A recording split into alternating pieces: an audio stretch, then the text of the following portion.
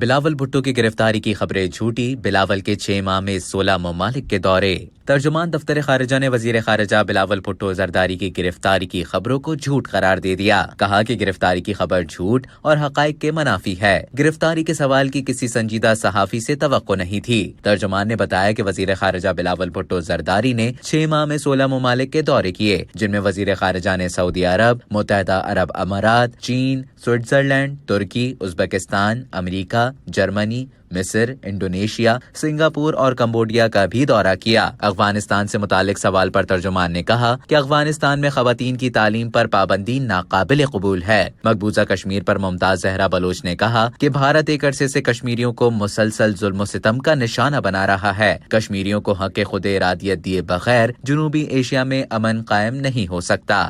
اب تک کے لیے اتنا ہی۔ مزید خبروں اور نیوز اپڈیٹس کے لیے ڈیلی جنگ کے یوٹیوب چینل کو سبسکرائب کریں اور فیس بک کے پیج کو لائک کرنا نہ بھولیں۔